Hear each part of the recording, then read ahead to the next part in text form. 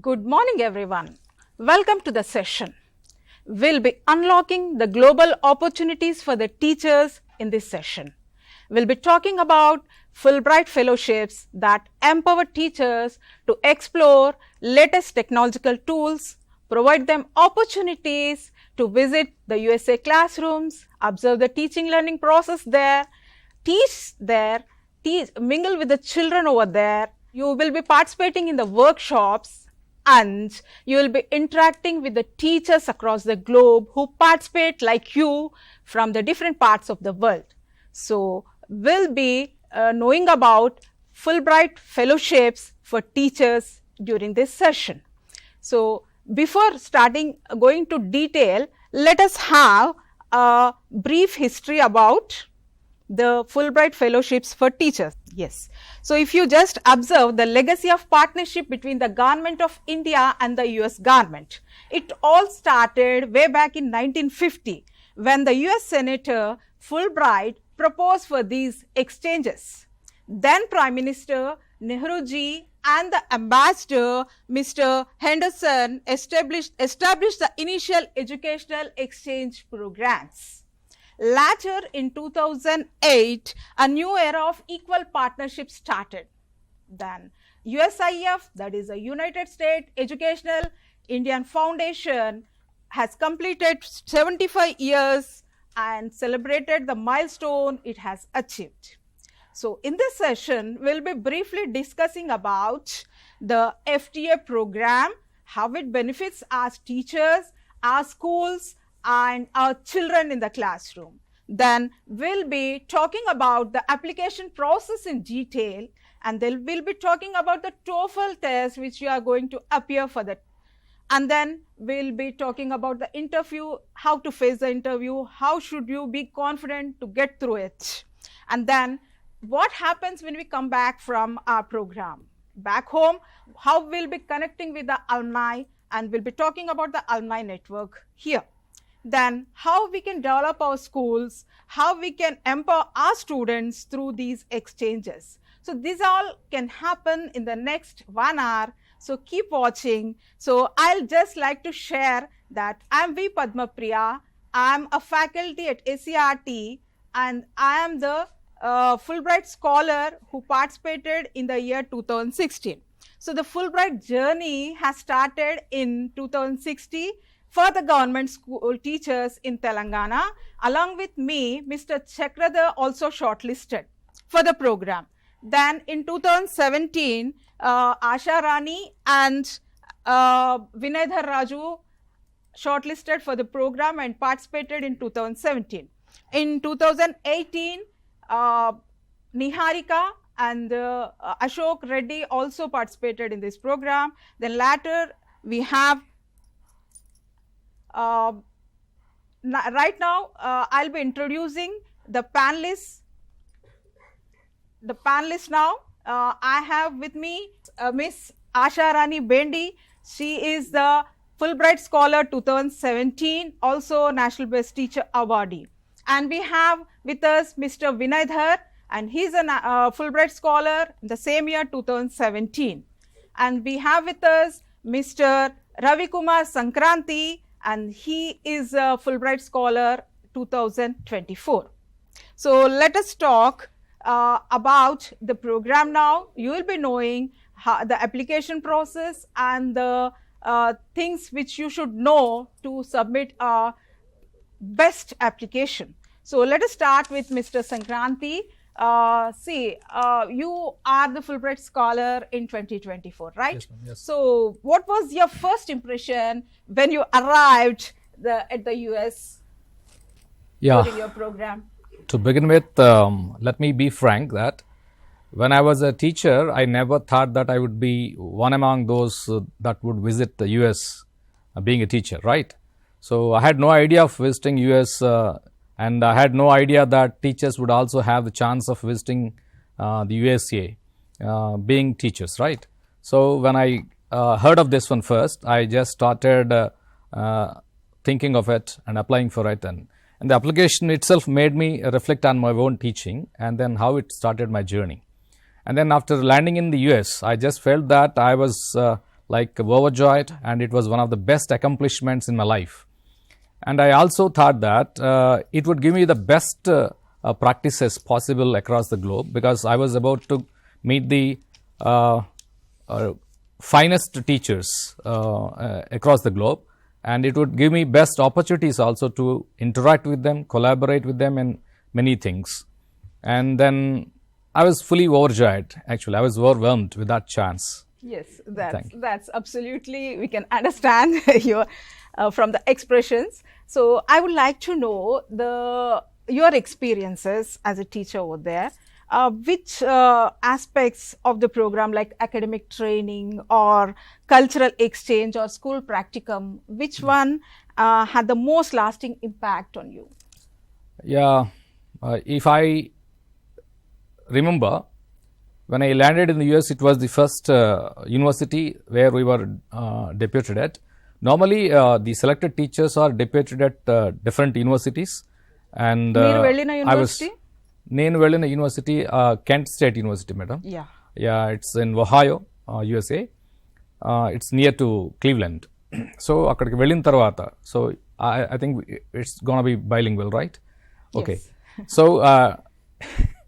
Yeah, అక్కడికి వెళ్ళిన తర్వాత మమ్మల్ని యాక్చువల్గా ఫస్ట్ విజిట్ చేసిన తర్వాత యూనివర్సిటీలో ప్లేస్ చేశారు. అక్కడ నుంచి మాకున్నటువంటి స్ట్రాటజీ ఏం చేశారంటే, అక్కడ ఉన్నటువంటి యూనివర్సిటీలో ప్లేస్ అయిన తర్వాత ఒక స్కూల్ని డెప్యూట్ చేశారు. And we are allotted with a partner teacher too. So ఆ పార్ట్నర్ టీచర్తో కలిసి మేము ఆ స్కూల్ని కంప్లీట్గా విజిట్ చేయొచ్చు. స్కూల్ విజిటింగ్ అవర్స్ కూడా ఎట్లా ఉన్నాయంటే, టోటల్గా మా స్పాన్ ఆఫ్ 45 days, దీంట్లో 40 hours of time we would spend in different schools. అయితే మాకు డెప్యూటెడ్ స్కూల్లో మమ్మల్ని క్లాస్ రూమ్స్లో విజిట్ చేయడము, కో-టీచ్ చేయడము, అట్లాగే వాళ్ళతో పాటు వాళ్ళ టీచింగ్ని అబ్జర్వ్ చేయడము, అక్కడ పిల్లలతో ఇంటరాక్ట్ అవ్వడము, అట్లాగే మా కల్చరల్ మన ఇండియాకి సంబంధించినటువంటి కల్చరల్ థింగ్స్ని మనం వాళ్ళతో ఎక్స్చేంజ్ చేసుకోవడము, కల్చరల్ స్టేషన్స్ని ప్లేస్ చేయడము, తర్వాత ఇన్ఫ్రాస్ట్రక్చరల్గా అక్కడ స్కూల్స్లో ఎలాంటి ఫెసిలిటీస్ ఉన్నాయటువంటి దాన్ని అబ్జర్వ్ చేయడం కూడా మాకు మంచి అవకాశం కలిగింది. నార్మలీ మన అందరికీ తెలుసు, యూఎస్లో ఉన్నటువంటి స్కూల్స్ని లోపల విజిట్ చేయడం ఆఫీస్ ఫ్రంట్ డెస్క్ వరకు ఓకే, కానీ if someone has to visit the classrooms, it would not be that easy. But since we were titled as international teachers, Fulbright teachers, we had that privilege of visiting even the classrooms, and even the principals, they themselves came forward and invited us, and we also immersed ourselves with the teachers and other students. And అక్కడ ఉన్నటువంటి ఫెసిలిటీస్ని చాలా వరకు ఇన్ఫ్రాస్ట్రక్చర్గా చూస్తే చాలా అడ్వాన్స్డ్గా అనిపించింది. Almost all the classrooms were integrated with technology. Students were given more and more opportunities. అక్కడ బాగా ఇంప్రెసివ్గా అనిపించింది ఏంటంటే, 6th class నుంచే వాళ్ళకి it's a kind of career kind of థింగ్ని వాళ్ళకి పరిచయం చేస్తున్నారు. సో 9th grade నుంచి సీరియస్ కెరీర్స్ని వాళ్ళకి ఆఫర్ చేస్తున్నారు. నేను విజిట్ చేసినటువంటి పర్టికులర్ స్కూల్స్లో అయితే 11 కెరీర్ స్పెషల్స్ ఉన్నాయి. I was so impressed that even a practical professional pilot was the instructor for the aeronautical engineering wing of that school. So in that high school particularly, even engineering laboratories also planning, designing, and even the production of the tools were also done in the same school. So itlanti అన్నీ కూడా observe చేయడానికి మనకు అక్కడ best opportunities దొరికేటువంటి chance ఉంది. స్కూల్కి సంబంధించినంత వరకు మనకి అక్కడ ఉన్నటువంటి టీచర్ ఎవరైతే పార్ట్నర్ టీచర్స్ ఉన్నారో, మనకి వాళ్ళతో లాంగ్ టర్మ్ రిలేషన్స్ కూడా మనం మెయింటైన్ చేయొచ్చు. అక్కడ యుఎస్ ఎడ్యుకేషన్ సిస్టంలో ఎలాంటి చేంజెస్ వచ్చినా ఆ చేంజెస్ మనకి ఎప్పటికప్పుడు అప్డేట్ అవుతూ వాళ్ళతో ఇంటరాక్ట్ అయ్యేటువంటి అవకాశం ఉంటుంది. సో అట్లాంటివి నేను అక్కడ చూశాను చాలా వరకు కూడా. అక్కడ ఉన్న టీచర్స్ కూడా చాలా రెడీగా ఉంటారు క్లాస్కి. వాళ్ళకి క్లాస్ రూమ్స్ అన్నీ కూడా ఎక్కువగా వీటితో టెక్నాలజికల్ డివైజెస్ అందుబాటులో ఉంటాయి కాబట్టి ఆ క్రోమ్ బుక్స్ వాటితోటి వీళ్ళు క్లాస్కి ముందే రెడీగా ఉంటారు. అక్కడ పిల్లలకి టీచింగ్ చేసేటప్పుడు కానీ వాళ్ళకి ఇన్స్టెంట్గా టెస్ట్ కండక్ట్ చేయడం, అక్కడికక్కడే అసెస్మెంట్ కానీ ఫీడ్బ్యాక్ ఇవ్వడం కానీ చాలా ఈజీగా జరుగుతూ ఉండేది. సో ఈ రకంగా వాళ్ళకి ఒక ఫాస్ట్ ఇది ఉంది. ఒక చిన్న అనిపించింది ఏంటి అంటే, అక్కడ పిల్లల హ్యాండ్ రైటింగ్ ఒకటి కొంచెం డిఫికల్ట్గా ఉండే. మన పిల్లలంతా బాగుంది కాదు, దే యూజ్ మోర్. ఈ పాయింట్ ని చాలా మనం విలియం ప్రతి ఫుల్ బ్రైటర్ డిస్కస్ చేసే పాయింట్ ఏంటంటే, మన స్టూడెంట్స్ హ్యాండ్ రైటింగ్ ఉన్నంత చక్కగా అక్కడ స్టూడెంట్స్ హ్యాండ్ రైటింగ్ లేదండి. వాళ్ళు ప్రింట్ హ్యాండ్ రైటింగ్ రాస్తారు. లైక్ ప్రింట్ లాగా ఉంటుంది. Print in the sense cursive hand writing వాళ్ళకి రాదు. మన పిల్లల ప్రాజెక్ట్స్ అక్కడ తీసుకెళ్ళినప్పుడు దే వర్ సో ఇంప్రెస్డ్. అది మనం బాగా బేసిక్ గా డిఫరెన్స్ నోటీస్ చేసాము. అయితే మీరు స్కూల్స్ కి ప్రాక్టికమ్ కి వెళ్తాము అని అన్నారు కదా, ఎన్ని అవర్స్ ఉంటుంది, ఎలా ప్లాన్ చేస్తారు? అది జనరల్ గా మేడం ఇది యూనివర్సిటీ టు యూనివర్సిటీ డిఫర్ అవుతుంది. నేను వెళ్ళిన యూనివర్సిటీలో ఏం చేశారు అంటే మాకు మొత్తం అక్కడ ఉన్నటువంటి 7 weeks లో 6 weeks కి ముఖ్యంగా ప్రాక్టికమ్ కి అవకాశం ఉంది. ఆ 6 weeks లో కూడా every Tuesday we were asked to go to the school and we use to spend there throughout the day. Morning 7:30కి అట్లా స్టార్ట్ అవుతుంది వాళ్ళకి స్కూల్స్, అండ్ దెన్ 2:20 అట్లా స్కూల్స్ క్లోజ్ అవుతాయి.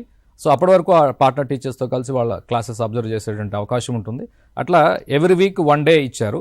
కొన్ని యూనివర్సిటీస్లో నా ఫ్రెండ్స్ వెళ్ళినటువంటి కొన్ని యూనివర్సిటీస్లో మాత్రం అక్కడ వాళ్ళు ఎట్ ఏ స్ట్రెచ్ వాళ్ళకి 1 week కంప్లీట్గా, అంటే ఒక 6 days కంప్లీట్గా వాళ్ళకి ఆ యూనివర్సిటీలోనే ఆ స్కూల్లోనే వాళ్ళు స్పెండ్ చేసేలాగా ప్లాన్ చేస్తున్నారు. So it differs from university to university. Like మనం వెళ్ళిన యూనివర్సిటీని బట్టి వాళ్ళు ఎలా ప్లాన్ చేస్తారు దాని ప్రకారం, కానీ ఓవరాల్ గా 40 hours ఆఫ్ ప్రాక్టికల్ ఉంటుంది. ఎలా ప్లాన్ చేసినా, వీక్లీ వన్స్ ప్లాన్ చేసినా కానీ at a time 1 week plan చేసినా కూడా ఇది యూనివర్సిటీని బట్టి ఉంటుంది. And it will be same for 40 hours. One more point I would like to add, ma'am, and see, when I say we are depicted at one school, it is not just like visiting only one school. So in the span of the duration, in the span of the course, what do? They take us to different schools also. ఆ school డిస్ట్రిక్ట్లో ఉన్నటువంటి అనేక స్కూల్స్ని మనం visit చేసి అప్పటికప్పుడు అక్కడ ఉన్నటువంటి కొన్ని వర్క్షాప్స్లో యాడ్ అవ్వడం కానీ, పిల్లలు అక్కడ అబ్జర్వ్ చేసే అవకాశం కూడా మనకి ఈ ప్రోగ్రాంలో లభిస్తుంది. అది చాలా ముఖ్యమైనటువంటి పార్ట్గా నేను అనిపిస్తూ ఉంది నాకైతే. అయితే మనం ఈ ప్రోగ్రాంలో భాగంగా మనం ఎలా అయితే ఇండియా నుండి రిప్రజెంట్ చేస్తున్నామో అదేవిధంగా అక్రాస్ ద వరల్డ్ టీచర్స్ వస్తారు, డిఫరెంట్ కంట్రీస్ నుండి వస్తారు. మరి వాళ్ళతో ఇంటరాక్ట్ అయినప్పుడు మీరు గమనించింది ఏంటి? మనకన్నా ఎక్కువ రీసోర్సెస్ ఉన్న వాళ్ళ స్కూల్స్తో కంపేర్ చేసుకోవడం కన్నా మనకన్నా తక్కువ రీసోర్స్ ఉన్న స్కూల్స్ కంపేర్ చేసినప్పుడు మీరు ఎలా ఫీల్ అయ్యారు? ఇది చాలా మంచి వ్యాలిడ్ క్వశ్చన్ మ్యామ్. ఇది మంచి ఇన్పుట్. ఇది ఎందుకంటే of course, when we visited the schools, I did not have a chance of observing my co-participants, co-Fulbrighters, the observe cheyaledu. Kani we were placed at the university, right? So practicals kaakunda university వెళ్ళిన తర్వాత యూనివర్సిటీలో కూడా మాకు 3 important sessions జరిగేవి. ఒకటి general academic seminar అని జరుగుతుంది. దాంట్లో మనం ఎడ్యుకేషనల్ మెథడాలజీస్ ఏవైతే ఉన్నాయో, డిఫరెంట్ జనరల్ మెథడాలజీస్, పర్టికులర్గా మాకైతే అప్పుడు క్రాస్ డిసిప్లినరీ లెసన్ ప్లాన్స్ అని కూడా మమ్మల్ని ప్రాక్టీస్ చేయించారు. And we were supposed to submit a project report on that also. We were made to do several seminar papers and presentations, etc. Adi session. Rendoka important the educational technology. That is the crucial one that I should say, because after going there I learned how to make PPTs and how to make presentations using that technology, etc. So అక్కడ education technology పైన కూడా మనకు ఒక assignment ఉంటుంది. మనం final project ఒకటి submit చేయాల్సి ఉంటుంది. ఇది కూడా యూనివర్సిటీలో జరుగుతూ ఉంటుంది. ఇంకొక సెషన్ ఏంటి అంటే మన సబ్జెక్ట్ స్పెసిఫిక్గా, ఇప్పుడు ఇది ఈ ప్రోగ్రామ్ మనకి తెలిసినట్టుగా మనకు ఓన్లీ ఇంగ్లీష్కే కాకుండా మిగిలినటువంటి సబ్జెక్ట్ టీచర్స్ కూడా వెళ్తూ ఉంటారు. సో అట్లా సబ్జెక్ట్ స్పెసిఫిక్ సెమినార్స్ కూడా జరుగుతూ ఉంటాయి. సో అది కూడా యూనివర్సిటీ జరుగుతుంది. ఆ క్రమంలో మా కో-ఫుల్బ్రైటర్స్ అందరూ 20 డిఫరెంట్ కంట్రీస్ నుంచి వచ్చారు అక్కడికి. ఆ 20 డిఫరెంట్ కంట్రీస్లో ఉన్నప్పుడు యూరోపియన్ కంట్రీస్ కానీ, కొంచెం లాటిన్ అమెరికన్ కంట్రీస్లో కానీ, కొన్ని కంట్రీస్లో ఇన్ఫ్రాస్ట్రక్చర్గా చాలా అడ్వాన్స్డ్గా ఉన్నారు. తర్వాత ఆఫ్రికన్ కంట్రీస్ నుంచి వచ్చారు. కెన్యా, దెన్ మొజాంబిక్, అల్జీరియా లాంటి కొన్ని కంట్రీస్ వచ్చారు. సో ఆ కంట్రీస్ వాళ్ళ ఎక్స్పీరియన్సెస్ వాళ్ళు చూసినప్పుడు ఇన్ఫ్రాస్ట్రక్చరల్గా వాళ్ళు మనకంటే కొంచెం వెనకబడి ఉన్నారు. క్లాస్ రూమ్ స్ట్రక్చర్ చూసినప్పుడు కూడా స్టూడెంట్ టీచర్ రేషియో చూస్తే మనం ఇక్కడ లార్జ్ క్లాస్ రూమ్స్ అని చెప్పుకోవడానికి 1 teacher ఈ 60 or 70కి బాగా లార్జ్ క్లాస్ రూమ్స్ని ఇబ్బంది పడుతూ ఉంటాం. అక్కడ వాళ్ళు చెప్తే మేము షాక్ అయ్యాము. కెన్యాలో చెప్పారు మా ఫ్రెండ్, తను వాళ్ళ స్కూల్స్లో అయితే 200-220 ఉంటుంది. They use to be like large class rooms. మన దగ్గర కోచింగ్ ఇన్స్టిట్యూట్స్ వాళ్ళు ఎట్లయితే పెట్టి మైక్ చేస్తుంటారో అక్కడ అట్లా ఉంటుంది. అదే అండి సంక్రాంతి గారు.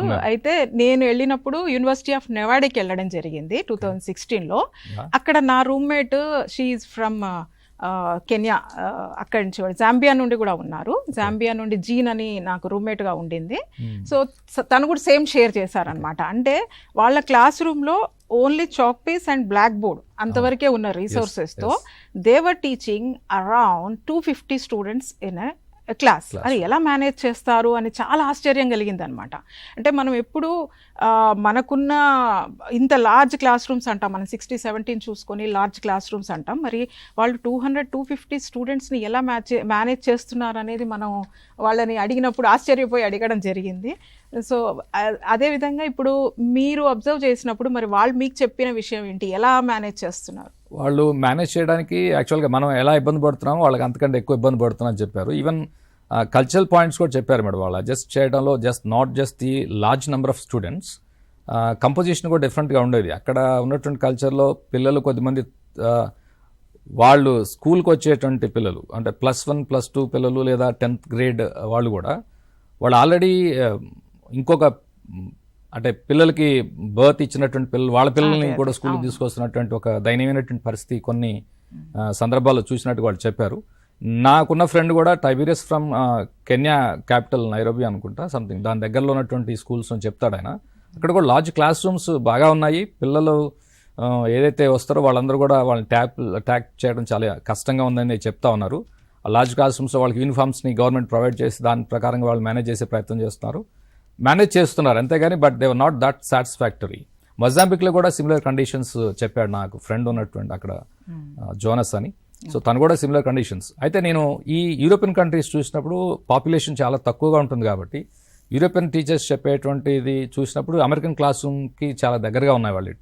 టెక్నాలజీ సంబంధించి కానీ లేకపోతే integration of technology with class room కానీ టీచింగ్ లెర్నింగ్ ప్రాసెస్ కానీ దగ్గరగా ఉన్నాయి. వేరేజ్ ఏషియన్ కంట్రీస్కి సంబంధించి చూసినప్పుడు చాలా దేశాల్లో మనం అబ్జర్వేషన్ అంటే స్టెమ్ సబ్జెక్ట్స్లో మన వాళ్ళు బెటర్గా ఉన్నారు. స్టూడెంట్స్ కానీ టీచర్స్ కానీ science and technology, English, engineering and మ్యాథమెటిక్స్లో జనరల్గా వాటిలో మానవాళ్ళు బెటర్గా ఉన్నట్టుగా అనిపించింది ఏషియన్ పీపుల్.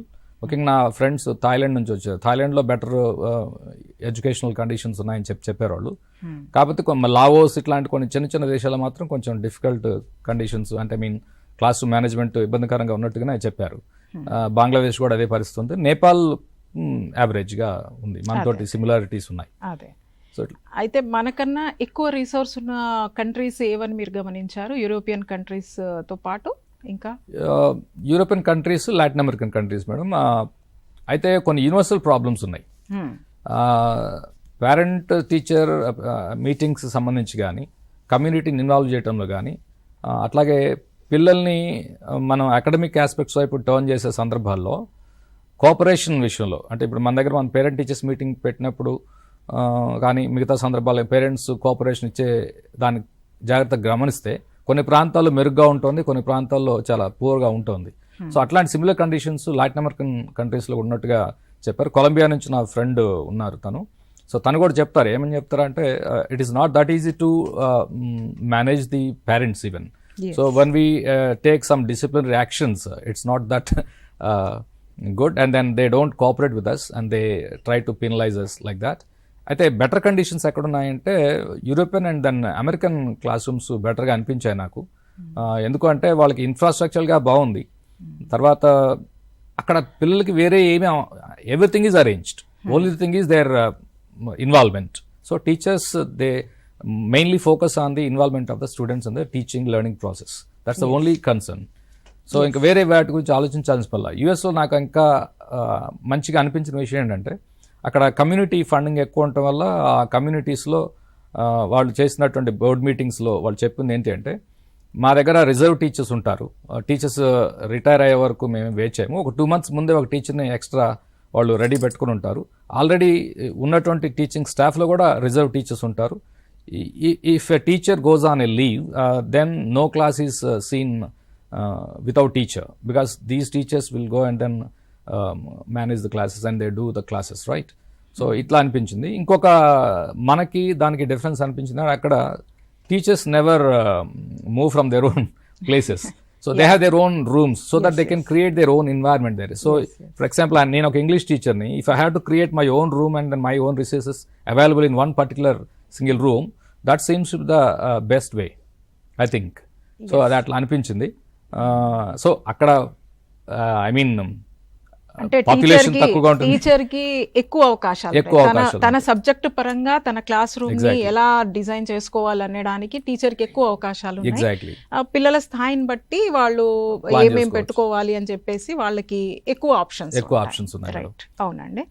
అయితే మనం డిస్కస్ చేసినప్పుడు ఇప్పుడు అనుకున్నాము అక్కడ యుఎస్ స్టూడెంట్స్తో కంపేర్ చేస్తే మన స్టూడెంట్స్లో స్టెమ్లో ఎక్కువ స్కిల్స్ ఉన్నాయి మ్యాథ్స్ పరంగా చూస్తే.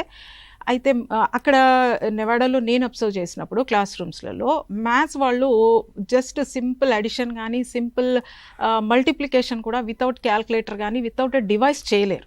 అదే మన స్టూడెంట్స్ నోటి మీద లెక్కలు చెప్తారు, నోటి మీద లెక్కలు చెప్పి చేస్తారు. అయితే ఆ డిఫరెన్స్ బాగా కనబడింది. అంటే మ్యాథ్స్లో మన స్టూడెంట్స్ చాలా స్ట్రాంగ్గా ఉన్నారు వాళ్ళతో కంపేర్ చేస్తే. సో చాలా సంతోషం అండి రవికుమార్ గారు మీ ఎక్స్పీరియన్సెస్ మాతో షేర్ చేసినందుకు. Now will move on to the application process. Asharani గారు, మీరు మన ఆడియన్స్కి అసలు ఇప్పుడు ఈ ప్రోగ్రామ్కి అప్లై చేద్దాం అనుకునే వాళ్ళకి మీరు ఇచ్చే సూచనలు ఏంటి, అసలు అప్లికేషన్ ప్రాసెస్ ఎలా ఉంటుంది? ముఖ్యంగా ఇప్పుడు మనకి అప్లికేషన్ రిజిస్ట్రేషన్స్ ఓపెన్ అయి ఉన్నాయి, మళ్ళీ ఇవి అంటే March 6th వరకు అందుబాటులో ఉంటాయి. March 6th అనేది డెడ్ లైన్. March 6th, 2026 అనేది FTEA అప్లికేషన్ ప్రాసెస్లో డెడ్ లైన్. కాబట్టి మీకు చాలా టైం ఉంది. ఎవరైతే ఈ ప్రోగ్రామ్కి అప్లై చేసుకుందామని అనుకుంటున్నారో వాళ్ళకి చాలా టైం ఉంది. ఇప్పుడు ఆశారాణి గారు మీకు అప్లికేషన్లో అసలు ఏమి స్కిల్స్ అవసరం అవుతాయి, ఒక టీచర్గా మీరు దానికి అప్లై చేయాలంటే మీకు ఉండాల్సిన బేసిక్ క్వాలిఫికేషన్స్ ఏంటి మనకి వివరిస్తారు. ఆశారాణి గారు. Thank you Padma. అప్లికేషన్ విషయానికి వస్తే ఇది అన్ని అప్లికేషన్స్ లాగా సింపుల్గా ఉండదు. It takes time. మనకి అప్లికేషన్ జనవరిలో ఓపెన్ అయిన తర్వాత March 6వ తేదీ వరకు మనకి ఉంటుంది submission dead line. So almost 2 months పైన మనం దాని మీద వర్క్ చేసుకోవచ్చు.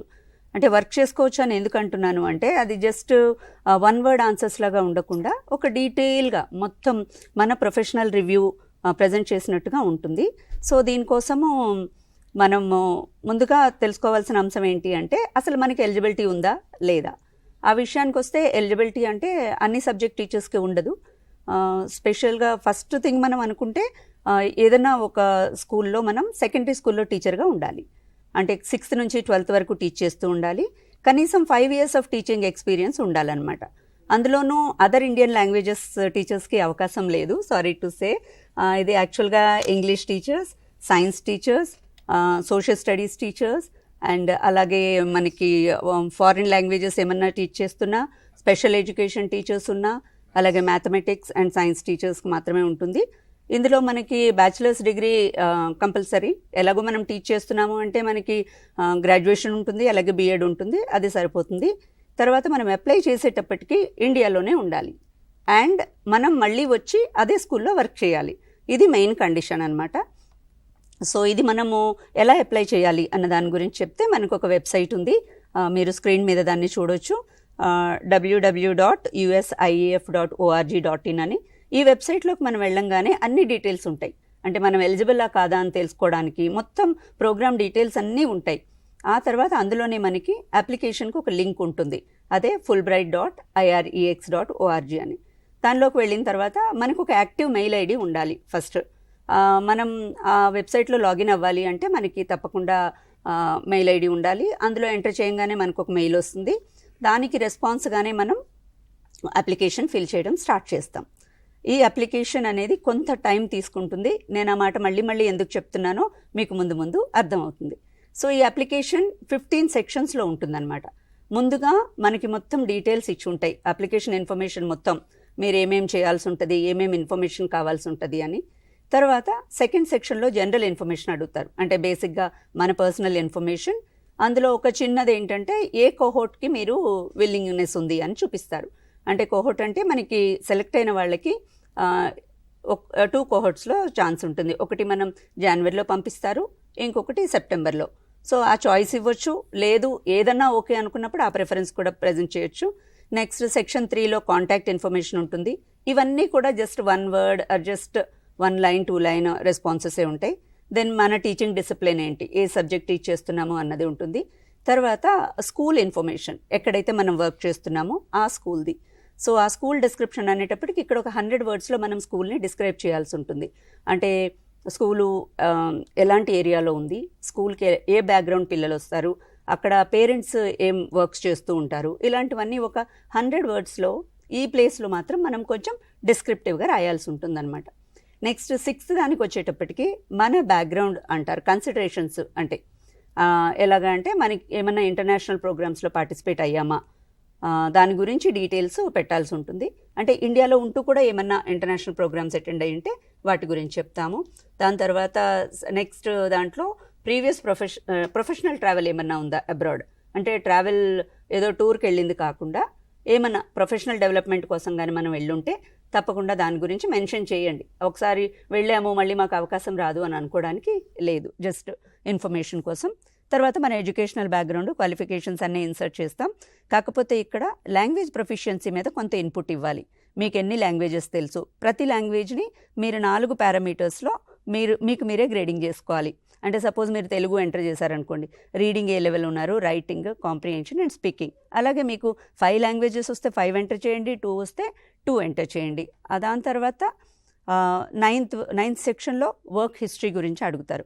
అంటే పాస్ట్ 5 yearsలో మన ఎక్స్పీరియన్స్, మనం ఎక్కడెక్కడ చేసాము, ఏమేమి సబ్జెక్ట్ టీచ్ చేసాము, ఎన్ని గంటలు అండ్ ఏ గ్రేడ్స్. అంటే ఇక్కడ ఒకవేళ మనం ఏదన్నా స్కూల్లో అప్లై చేస్తున్నప్పుడు ఆ స్కూల్లో 2 years చేసామనుకోండి, సో ప్రీవియస్ హిస్టరీ కూడా మనం కొంచెం ఇవ్వాలి. Total 5 years. అలాగే నెక్స్ట్ దానికంటే టీచింగ్ షెడ్యూల్. ఈ 10th సెక్షన్ ఫిల్ చేసేటప్పుడు కొంచెం టైం తీసుకొని ముందుగా ప్రిపేర్ చేసుకొని దాన్ని బట్టి చేయాలి. ఎందుకంటే ఇప్పుడు మండే మనం ఎన్ని క్లాసులకు వెళ్తాము, అక్కడ ఏ ఏజ్ పిల్లలు ఉంటారు, వాళ్ళకి మనం ఏం టీచ్ చేస్తాము. లీజర్ ఉంటే లీజర్ కూడా మెన్షన్ చేయండి.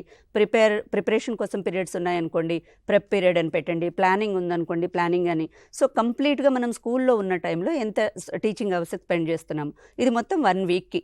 మీరు 5 day వీక్ అయితే 5 daysది ఫిల్ చేయాలి, 6 days వీక్ అయితే 6 daysకి ఫిల్ చేయాల్సి ఉంటుందన్నమాట. సో దీనికి కొంచెం డీటెయిల్గా ముందు మనం ఒక టేబుల్ లాగా వర్కౌట్ చేసుకొని దాన్ని అందులో ఎంటర్ చేస్తాము. సో నెక్స్ట్ వస్తే 11th and 12th సెక్షన్. ఇవి చాలా ఇంపార్టెంట్. ఇదంతా కూడా మన ప్రొఫెషనల్ యాక్టివిటీస్ని రిఫ్లెక్ట్ చేసేటటువంటి రెస్పాన్సెస్ ఉంటాయన్నమాట. ఇక్కడ ముందుగా ప్రొఫెషనల్ ఇంప్రూవ్మెంట్ యాక్టివిటీస్, అంటే మీరు ఒకసారి టీచర్ అయిన తర్వాత మీరు ఏమన్నా మీ డెవలప్మెంట్ కోసం యాజ్ అ టీచర్ ఏమన్నా యాక్టివిటీస్, సెమినార్స్లో పాల్గొన్నారా, ట్రైనింగ్స్ అటెండ్ అయ్యారా, వీటన్నిటికీ డీటెయిల్స్. సో ఈ 2 సెక్షన్లో మనం రాయబోయేవి మినిమం 200 wordsలో ఎక్స్ప్రెస్ చేయాలి, మ్యాక్సిమం 500 వరకు వెళ్ళొచ్చు.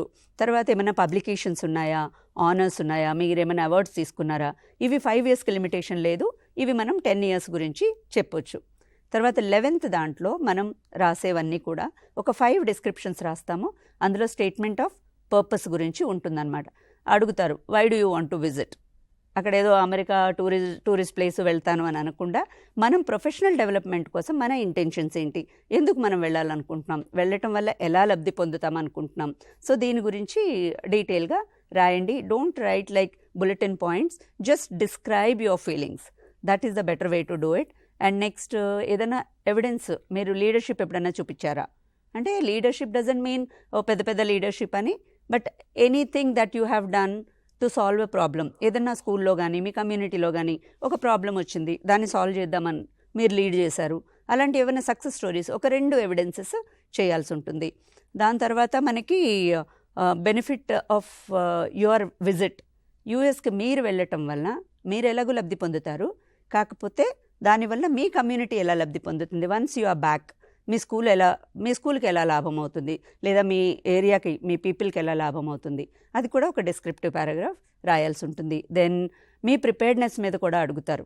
అంటే once we are out of our country, మనం అక్కడికి వెళ్తే డిఫరెంట్ కల్చర్, 20 different కంట్రీస్ టీచర్స్తో అడ్జస్ట్ అవ్వాల్సి వస్తుంది ఒక 6 weeks కోసం. సో దానికి మీ ప్రిపేర్డ్నెస్ ఎలా ఉంది, దీనికి మనం ఎగ్జాంపుల్గా మనం అదర్ కంట్రీస్ వర్రీ అయినట్టు మనం వర్రీ అవ్వక్కర్లేదు. ఎందుకంటే we live in a multilingual context. మన సొసైటీలో చాలా కల్చర్స్ వాళ్ళతో మనం రోజు మింగిల్ అవుతూ ఉంటాం. అందులోంచి ఏదైనా 1-2 ఇన్స్టెన్సెస్ తీసుకొని ఎప్పుడైనా హాస్టల్స్లో ఉన్నా, లేకపోతే ఎప్పుడైనా వేరే కమ్యూనిటీ వాళ్ళతో కలిసి ఏమన్నా ప్రోగ్రామ్స్ చేసినా వాటిని ఎవిడెన్స్గా పెడుతూ దాని గురించి మీరు డిస్క్రైబ్ చేయండి. How ready you are for this program అన్న దాని గురించి చెప్పండి. తర్వాత మన స్కూల్ విషయానికి వస్తే కూడా కొన్ని డీటెయిల్స్ అడుగుతారు. మీ దగ్గర ఉన్న స్టూడెంట్స్ ఎలాంటి ఆపర్చునిటీస్ ఉన్నాయి, అంటే క్వాలిటీ ఎడ్యుకేషన్ కోసం అసలు ఉంటే ఎలాంటివి ఉన్నాయి, లేకపోతే ఏమి లేవు, ఏమి బ్యాక్లాగ్స్ ఉన్నాయి, ఎలాంటివి ఇంకా ఉంటే బాగుంటుంది అనుకుంటున్నారు. సో ఇది మన ఒపీనియన్లో రాస్తూ, ఈ అన్నిట్లో రాసిన కంటే ఇంకా ఏమన్నా మీ దగ్గర ఉంటే చెప్పాలనుకుంటే అది కూడా చెప్పడానికి మనకి అక్కడ అప్లికేషన్లో స్కోప్ ఉంటుంది. ఇక లాస్ట్ 3 సెక్షన్స్ అయితే అంటే 13, 14, 15 అంటే అన్ని డాక్యుమెంటల్ ఎవిడెన్సెస్ అప్లోడ్ చేయడానికే ఉంటుంది.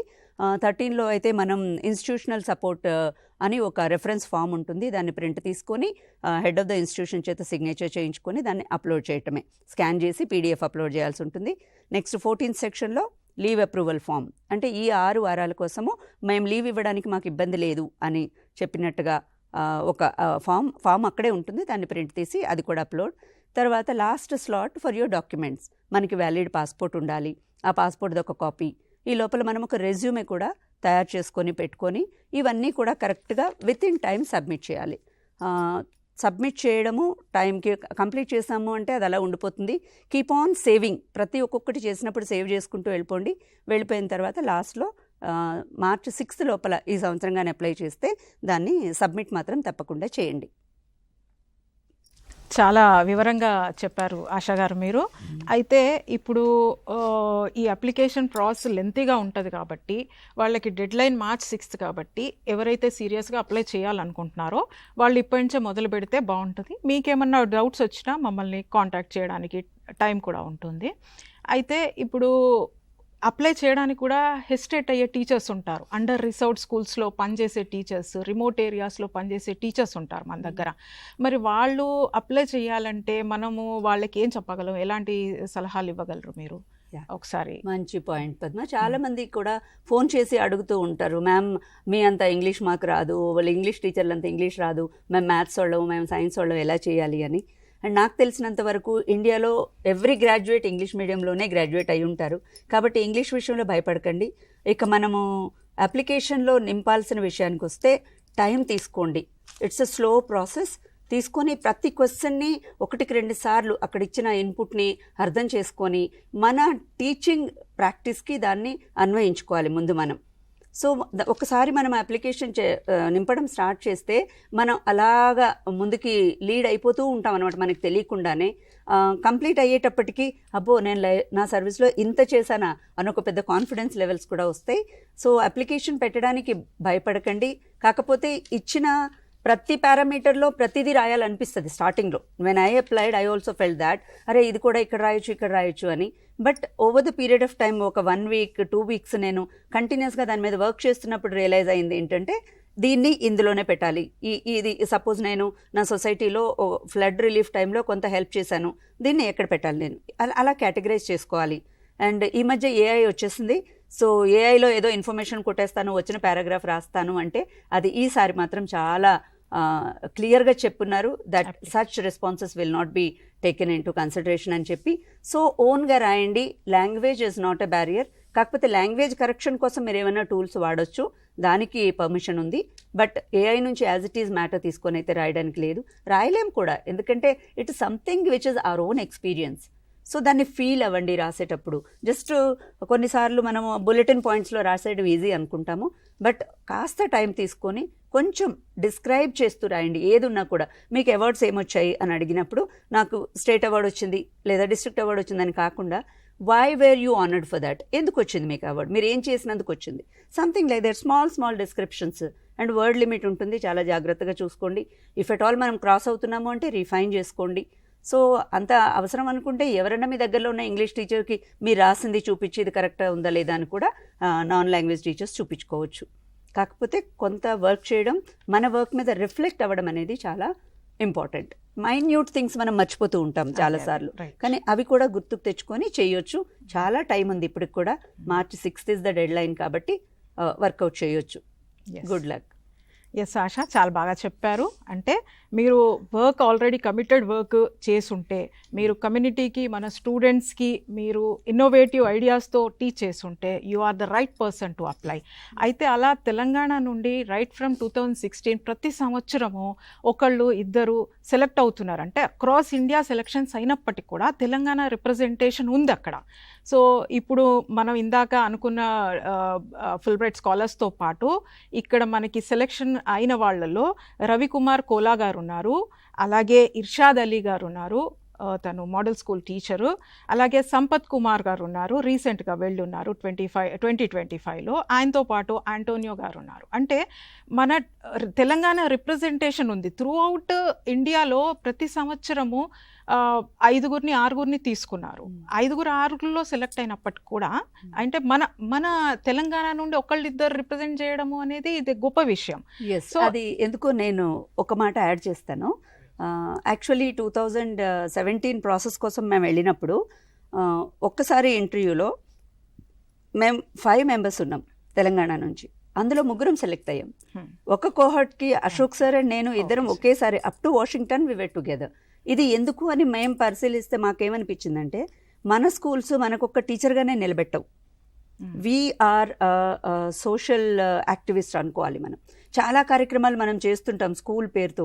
పిల్లలకి గర్ల్ చైల్డ్ డెవలప్మెంట్ కోసం సపోర్ట్ చేస్తూ ఉంటాము, అలాగే చైల్డ్ అబ్యూస్ మీద వర్క్ చేస్తూ ఉంటాము, చైల్డ్ లేబర్ మీద వర్క్ చేస్తూ ఉంటాము, స్కూల్కి రాని పిల్లలకి వెళ్ళి తీసుకొస్తూ ఉంటాము. ఇలాగ మనం సొసైటీకి చాలా దగ్గరగా ఉంటాం, which is very much nil in western communities.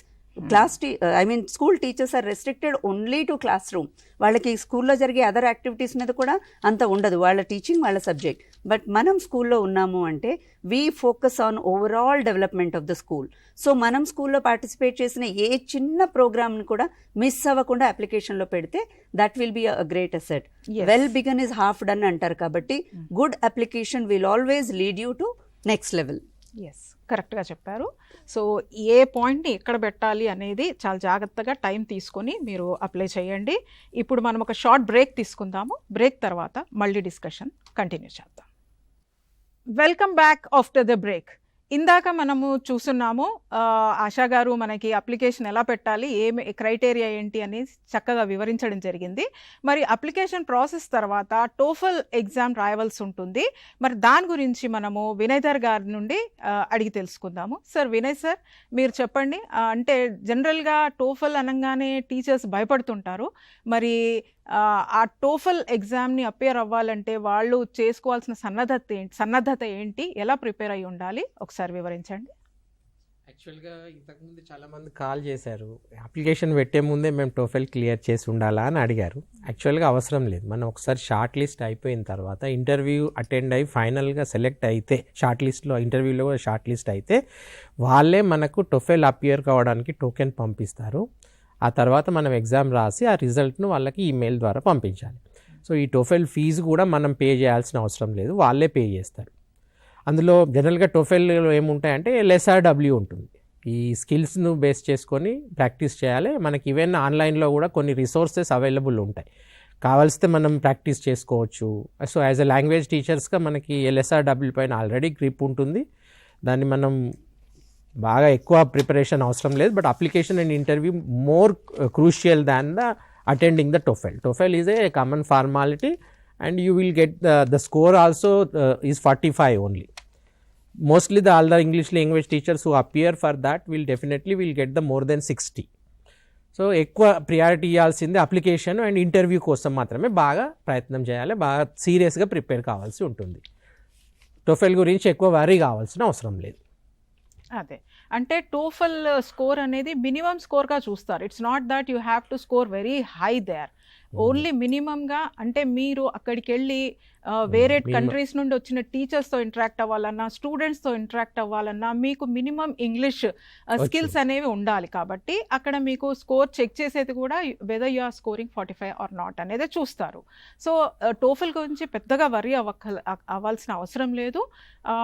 మీరు అప్లికేషన్లోనే చాలా కాన్సన్ట్రేట్ చేసి చక్కగా రాయండి, అప్పుడే నెక్స్ట్ లెవెల్కి వెళ్తారు. TOEFL is just a formality we can say. And then ఇంటర్వ్యూలో మళ్ళీ మీరు కొంచెం ప్రిపేర్ అయ్యి ఉండవలసిన అవసరం ఉంది. మరి వినయ్ సార్, మరి ఎలా టీచర్స్ ప్రిపేర్ అయ్యి ఉండాలంటారు? ఇంటర్వ్యూ ఫేస్ చేయాలంటే వాళ్ళు ముందుగా తెలిసి ఉండాల్సిన విషయాలు ఏంటి వాళ్ళకి, ఒకసారి చెప్పండి. సో జనరల్గా ఇంటర్వ్యూ ప్యానెల్లో 5 మెంబర్స్ ఉంటారు, ఒక్కోసారి కొంచెం 1-2 ఎక్కువ కూడా ఉండొచ్చు. వాళ్ళు మెయిన్గా ఫోకస్ చేసేది ఏంటి అంటే మీ అప్లికేషన్లోని. సో మీ అప్లికేషన్లో ఉన్న ఎవిడెన్స్ బేస్డ్ డేటా యొక్క అథెంటిసిటీని టెస్ట్ చేస్తారు. సో అందులో మీరు ఇచ్చిన క్వశ్చన్స్ యొక్క రియాలిటీ పాయింట్ ఆఫ్ వ్యూలో క్వశ్చన్స్ ఉంటాయి. తర్వాత మీ పర్సనల్ ఎక్స్పీరియన్సెస్. ఇప్పుడు మనం వచ్చిన తర్వాత చాలామంది చాలా ఇన్ఫర్మేషన్ గ్యాదర్ చేసి కూడా అప్లికేషన్లో ఇన్కార్పొరేట్ చేయొచ్చు. సో వీటి రియాలిటీ చెక్ కూడా ఉంటుంది. ఈవెన్ మీ అప్లికేషన్ షార్ట్ లిస్ట్ కావడానికి కూడా అదే రీజన్. సో అందరూ జనరల్గా అప్లికేషన్ అనగానే ఇప్పుడు నాకు కొంతమంది పిహెచ్డీలు ఎంఫిల్ చేసిన వాళ్ళు ప్రతిసారి అప్లై చేసేసి నేను ఎందుకు షార్ట్ లిస్ట్ కావట్లేదని అడుగుతున్నారు. సో అంటే మన సీవీ మిగతా వాళ్ళ సీవీతో ఎట్లా డిఫరెంట్ కావాలన్నది ఆలోచించాలి. సో ఎందుకంటే అందరికీ ఎంఏలు ఉంటాయి, అందరికీ బిఎడ్లు ఉంటాయి, అందరికీ డిగ్రీలు ఉంటాయి, అందరికీ పిహెచ్డీలు ఉంటాయి. So it is not a criteria. ఇది ఎవరి కోసము అంటే ఎవరైతే క్లాస్ రూమ్ ఇన్నోవేటర్స్గా ఉంటారో, ఎవరైతే లైఫ్ లాంగ్ లెర్నింగ్ చేస్తూ ఉంటారో, కంటిన్యూస్గా ప్రొఫెషనల్గా యాక్టివ్గా ఉంటారో అలాంటి వాళ్ళకి షార్ట్ లిస్ట్ అవ్వడానికి బెటర్ ఆపర్చునిటీస్ ఉంటాయి. సో మీరు అప్లికేషన్ ప్రాసెస్ చేసేటప్పుడు కూడా how your application is going to be different with other participants and other applicants. So ఇంటర్వ్యూలో కూడా same thing is going to be addressed. ఎందుకంటే మీరు ఆల్రెడీ ఒక 500 అప్లికేషన్లు వచ్చిన నుంచి షార్ట్ లిస్ట్ అయిన వాళ్ళే ఇంటర్వ్యూకి వెళ్తారు. జనరల్గా ఇంటర్వ్యూకి ఇంతకుముందు అయితే 5-6 మెంబర్స్ను సెలెక్ట్ చేసినప్పుడు మోస్ట్లీ 30 మెంబర్స్ నుంచి 27 to 30 అప్రాక్సిమేట్లీ షార్ట్ లిస్ట్ చేస్తారు. ఈ 30లో నుంచి they will take the final as a 6 or 5. But ఈసారి ఆ నెంబర్ తగ్గించినట్టున్నారు. మనం we had to check the website again and which is mostly 2 only this time. So అందుకని అప్లికేషన్లో అడిగేటప్పుడు ఏం చేస్తారంటే ఫస్ట్ మీ క్లాస్ రూమ్ పాయింట్ ఆఫ్ వ్యూలో అడుగుతారు. మీరు ఒక ఇన్నోవేషన్ చేసినట్టు something try new in your classroom. So then they will go on focusing on that. So ఇది కూడా క్వశ్చనింగ్ టెక్నిక్ ఎలా ఉంటుందంటే, so what would you learn by doing such a thing and how you are going to share the similar things in the United States and where you will go to there, though you have interaction with the teachers there and you have interaction with the students there. So how this experience is going to benefit you like that. So another question is about your leadership. So this is one of the quality of the T Fulbright fellow. So how you are acting as a leader in your community. Most probably you look at all the T selected or shortlisted fellows. So these are all the RPs and they are continuously learning and they are helping the society, and in turn they are practicing the best things and they are sharing. Another aspect is publishing the paper and doing the research. So these are also the key areas of shortlisting your application, and these are the key areas for your interviews also. So how many papers you have published. So publishing paper is not going to helpful. So what is the outcome of your published paper? So based on that also the panel will going to ask the questions. And regarding your preparedness, because you are representing your country now. So they will pose the questions based on that also.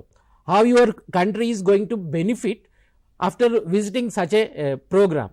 So you have to prepare for that answer also. So and how you are going to mingle with the teachers, those who are coming from the different parts of the world, because the culturally different, the language is different, the way they behave is also different, and you have to live together with one other fellow from the other country also for about 6 weeks also. So you have to cope up with him because his language, his religion, whatever may be a different. So all the interview questions are based on this, how you are prepared and how you are ready for that. So these are the mostly addressed questions in that, and all the interview panels will ask the taking turns. So they will take turns and they will ask the question. Sometimes same panel member may go on asking the 2 or 3, 4 or 5 questions are also based on your answer. So sometimes what happened in the interview, most of them they will never listen to the question asked by the panel member. So because they are already prepared with some answer, so whatever the question they asked, they go on telling the answers to. So don't do that, because listening is must for the attending the interviews, not only this T interview, in everywhere. So you have to listen properly. If you have a doubt, you just ask the question again. I'm not clear, please repeat the question again, so that you can address the whatever they asked only, not to tell the irrelevant information. If your answers are irrelevant, definitely your school will be less. So there is a less chances that you are going to be shortlisted. So these are the main aspects of the taking an interview. Yes, Vinay sir, that's absolutely true. So they have to be confident. And one more thing I would like to add here is, now the interviews are online, so you have to check your technical aspects from where you are presenting, the network over there and all, because it is noticed that while they are before the board, network పాడవడం కానీ లేదా వాళ్ళు connect అవ్వలేకపోవడం కానీ దానివల్ల panic అయిపోతున్నారు. Panic అయిపోయి వాళ్ళ వర్క్ని కరెక్ట్గా ప్రజెంట్ చేయలేకపోతున్నారు. సో ఇప్పుడు ఆన్లైన్ ఇంటర్వ్యూస్ కాబట్టి you have to check everything. అంటే చక్కగా నెట్వర్క్ బాగున్న చోటు నుంచే మీరు ఇంటర్వ్యూ ఇవ్వడము చేస్తే చాలా బాగుంటుంది. సో ఇప్పుడు మనకి బ్రేక్ తర్వాత మనతో జాయిన్ అయి ఉన్నారు నిహారిక గారు. 2018 ఫుల్ బ్రైట్ స్కాలర్ తను. అదేవిధంగా అశోక్ రెడ్డి గారు మనతో జాయిన్ అయి ఉన్నారు. తను 2017 ఫుల్ బ్రైట్ స్కాలరు. మనతో పాటు పద్మ గారు కూడా ఉన్నారు. పద్మ, తను 2022 ఫుల్ బ్రైట్ స్కాలర్. సో వీళ్ళ నుండి ఇంకా మనము వీటి గురించి ఇంకా వివరంగా తెలుసుకుందాం. ముందుగా అశోక్ సార్, మరి మీరు వెళ్ళిన యూనివర్సిటీలో మీరు అబ్జర్వ్ చేసింది ఏంటి, వాటి వల్ల మన స్కూల్స్ ఎలా బెనిఫిట్ అయ్యాయో మాతో కొంచెం పంచుకోండి. Okay, good afternoon to all. Thank you Padmapriya గారు. నేను 2017 జనవరి టు మార్చ్ స్పెల్లో వెళ్ళాను యాజ్ ఎ ఫెలో, అంటే టీచింగ్ ఎక్సలెన్స్ అచీవ్మెంట్ ప్రోగ్రామ్ కింద సెలెక్ట్ అవ్వడం జరిగింది. సో ఒకటి ఏంటంటే, మనం ఇంతకుముందు మన ఫ్రెండ్స్ చెప్పారు ఎంతసేపు, ఏంటంటే ఎట్లా how to face the interview, how to right the application, how to face the TOEFL exam. So ఒకటి ఇవన్నిటికంటే ముందు ముఖ్యంగా కావాల్సింది స్ట్రాంగ్ డిటర్మినేషన్. అంటే మీకు ఒక కమిట్మెంట్ ఉండాలి before you start doing all these things. అంటే ఏదో ఊరికే అప్లికేషన్ వేసినా, ఏదో టోఫెల్ ఎగ్జామ్ రాసినా, ఊరికే ఇంటర్వ్యూకి సెలెక్ట్ అయినా అట్లా కాకుండా సీరియస్గా మీరు కమిట్మెంట్తో పోతే కనుక definitely you'll get success. So ఇది ఆల్ డిపెండ్స్. ఇంకోటి దీంట్లో ఉన్న అడ్వాంటేజ్ ఏంటంటే, మన పల్లెటూర్లలో ఎక్కువ రూరల్ సెక్టర్లో ఉన్న టీచర్స్కి అడ్వాంటేజ్ ఎక్కువ ఉంటాయి. So we're dealing with the children, downtrodden, girl child. So ఇట్లాంటి చాలా ఛాలెంజెస్లో పనిచేస్తుంటాం కాబట్టి మనకు ఎక్కువ అవకాశాలు ఉంటాయి. పల్లెటూర్లలో, రిమోట్ ఏరియాలో ఉన్న వాళ్ళకి ఎక్కువ అవకాశాలు ఉంటాయి. ఎందుకంటే మనకి ఎక్కువ స్పేస్ ఉంటుంది మనం పనిచేసేదానికి, మన ఛాలెంజెస్ని టేక్ ఓవర్ చేయడానికి. సో ఇట్లాంటి వాళ్ళని దే పిక్, అది బేసిక్ థింగ్. సో ఎక్కడున్న వాళ్ళని లాంగ్వేజ్ అయితే బ్యారియర్ కాదు, మీరు చేస్తున్న పని మీకు సరిపోతుంది.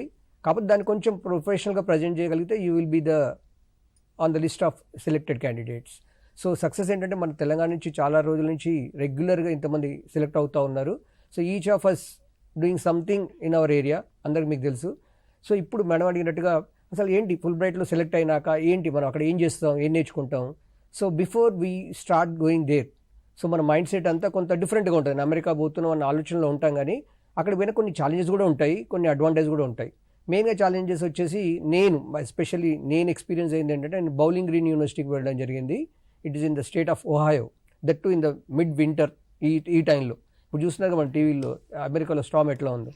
సో ఆ టైంలో అక్కడ ఇట్స్ క్లోజ్ టు నయగరా, మనకు పోల్స్ దగ్గరలో ఉంటుంది ఆ లొకేషన్ అంతా కూడా. So it's a big challenge for me. అంటే చలి అంటేనే భయం వేసే నాకు ఆ చలి ప్లేస్కే పోవాల్సి వచ్చింది. సో అదొక ఛాలెంజ్. నెక్స్ట్ థింగ్ ఏంటంటే, వీఆర్ గోయింగ్ ఈ ప్రోగ్రామ్ కానీ Fulbright programme, entire programmes అన్నీ మన ప్రొఫెషనల్గా కేవలం స్కూలు, ఎడ్యుకేషను, టీచింగ్ వీటికే కన్ఫైన్ అవ్వకుండా more of cultural exchanges. So మనం మిగతా ప్రపంచంలో టీచర్లు ఎలా ఉన్నారు, వాళ్ళ క్లాస్ రూమ్స్ ఎలా ఉన్నాయి, వాళ్ళు ఎట్లాంటి వాళ్ళతో డీల్ చేస్తున్నారు. సో కల్చరల్ ఎక్స్చేంజ్ కూడా ఒక పెద్ద ఏరియా ఇందులో. సో మనం పోయేటప్పుడు మనకు జాయిన్ అయ్యే టీచర్లంతా కూడా డిఫరెంట్ నేషన్స్, డిఫరెంట్ కంట్రీస్ నుంచి వస్తారు. సో దాదాపు ఇంతకుముందు మనం చెప్పుకున్న ఫ్రెండ్స్ చెప్తున్నారు, అంతా కలిసి ఒక 10-15 కంట్రీ డిఫరెంట్ టీచర్స్, ఒక 15 దేశాల నుంచి డిఫరెంట్గా ప్లేసెస్ నుంచి వచ్చిన టీచర్లతో కలిసి మనం ఒక 45 days ఒకే హోటల్లో ఒకే ప్లేస్లో స్టే చేయాలి. సో మన ఫుడ్ హ్యాబిట్స్ వేరు, మన కల్చర్ వేరు, మనం తినే విధానం వేరు, మనం మాట్లాడే పద్ధతి వేరు. But they are also entirely different. So we can see one short, one tall, one black, one white, one red. So అన్ని కలర్స్, అన్ని షేప్స్, అన్ని హైట్స్, అన్ని రకాల మనుషులు చూస్తాం, వాళ్ళతో కలిసి ఉంటాం మనం. It's a wonderful experience. అంటే more of classroom teaching, మన ఎంపవర్మెంట్ కంటే ఎక్కువ కూడా ఈ కల్చరల్ స్ట్రెంత్ ఎక్స్చేంజెస్. ఒకటి ఏంటంటే, దీనివల్ల వచ్చే మెయిన్ అడ్వాంటేజ్ ఏంటంటే టాలరెన్స్ ఇంప్రూవ్ అవుతుంది. మనది చాలా టాలరెన్స్ పెరుగుతుంది. ఎందుకంటే మనం ఎదుటి వాళ్ళని ఇప్పుడు నేను నా పర్సనల్గా చూస్తున్నాను. నేను 2017 బిఫోర్ జస్ట్ ఐ వాస్ నా ఇడ్లీ, నా సాంబారు, నా వడ, నా దోశ, నా అన్నం, నా పెరుగు, నా కూర, నా చారు. So these are the things in my mind. But once after going there, so ఏదైనా యాక్సెప్ట్ చేయడం స్టార్ట్ అయింది. Not only food, even their feelings, వాళ్ళ రిఫ్లెక్షన్స్ కానీ, వాళ్ళు మాట్లాడే పద్ధతులు కానీ, వాళ్ళు చెప్పే విధానాలు కానీ, వాళ్ళ బిహేవియర్ అని, వాళ్ళ యాటిట్యూడ్స్ కానీ, everything we start accepting. So అది పెద్ద అడ్వాంటేజ్ ఈ ప్రోగ్రాంలో. సో ఎదుటి వాళ్ళని యాక్సెప్ట్ చేయడం మొదలు పెడతాం. అంటే మనం వాళ్ళు ఏది మాట్లాడినా వినడం నేర్చుకుంటాం. సో ఇది ఒక పెద్ద అడ్వాంటేజ్. ఎవరైనా ఫుల్ బ్రైట్ ఆస్పిరేషన్స్ ఉన్న వాళ్ళు. అయితే యాజ్ ఎ హ్యూమన్ బీయింగ్ మనం ఇంకా మన ఓపెన్ మైండ్నెస్ Horizon పెరుగుతుంది. హారిజన్ పెరుగుతుంది, will be best human being, ఒక best out of broad thinking evolve అవుతుంది మనకి. అంటే ఇది ఏది మంచి చెడు అంటే మనం ఇమీడియట్ జడ్జిమెంట్స్ కాకుండా విని వాళ్ళని కూడా యాక్సెప్ట్ చేయడం, వాళ్ళ ఐడియాస్ తీసుకోవడం, అందరినీ కలుపుకోపోయే తత్వం అయితే డెఫినెట్లీ ఇట్ విల్ ఇంప్రూవ్. ఇది నా పర్సనల్ ఎక్స్పీరియన్స్. అంటే నేను 2017 తర్వాత నేను వచ్చిన ఏ యాక్టివిటీ చేసినా, ఏ ప్రోగ్రామ్ చేసినా సరే, నేను కొంతవరకు స్కూల్లో చేయగలిగిన, మిగతా టైంలో నేను ఎస్సీఆర్టీలో కొన్ని ప్రోగ్రామ్స్ ప్లాన్ చేయగలిగిన, ఇవన్నిటికి inspiration I got it from programme, experience. నేను ఇది సేఫ్ స్కూల్ ప్రోగ్రామ్ క్యాంపెయిన్ చేసాం పెద్ద ఎత్తున, మనం అక్కడ పోయి వచ్చినాక దాని ఇంపాక్ట్ ఎలా ఉంటుంది అంటే, సో అలాంటి ప్రోగ్రామ్స్ అన్నిటికీ సపోర్ట్ చేసింది ఈ ఎక్స్పీరియన్స్. సో ఇంకా అక్కడ నేను వెళ్ళింది జెండర్ కోహార్ట్ పైన, అంటే జెండర్ ఎక్స్క్లూజివ్, అంటే women, girl child, bye child differentiations ఏం లేకుండా అందరినీ ఎట్లా ఈక్విటీతో ఎట్లా ముందు తీసుకెళ్లాలనే కాన్సెప్ట్తో ఏర్పడ్డ స్పెషల్ ప్రోగ్రామ్ అది. ఆ 45 days intensively they focused on how to work on gender equity, gender equality, ఈ జెండర్ ఎంపవర్మెంట్, వీటన్నిటిపైన ఫోకస్ చేస్తూ కంటిన్యూ అయింది ఆ ప్రోగ్రామ్ అంతా కూడా. So we have wonderful teachers. అంటే మనం అనుకుంటాం కానీ ఒకటి ముందు బేసిక్గా మనం ఆలోచించేదంటే అమెరికా పోతే people they think differently, they do things differently, మరి వేరే కంట్రీ ఆఫ్రికన్ ఒక రకం చేస్తారు అనుకుంటాం. కానీ ఒకటి నేను గుర్తుపట్టింది అంటే all human beings are basically common in nature. కొన్ని కామన్ బేసిక్ థింగ్స్ ఉంటాయి. సో వాళ్ళు మనలాగా ఆలోచిస్తారు, వాళ్ళు మనలాగా చేస్తారు. కొంచెం చూడడానికి మనుషులు వేరు ఉంటారు, చేసే పద్ధతి వేరే ఉంటుండొచ్చు, కానీ చేసేది మాత్రం అదే.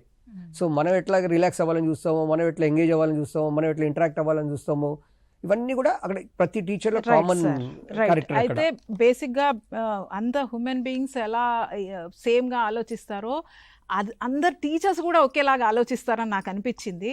These countries are simply like lines, మనకి డివైడ్, ఒక మ్యాప్లో లైన్ డివైడ్ చేస్తున్నట్టే, కానీ టీచర్స్ బేసిక్గా ఆలోచించేది పిల్లల కోసమే అనేది నా ఎక్స్పీరియన్స్లో నేను అది గమనించింది.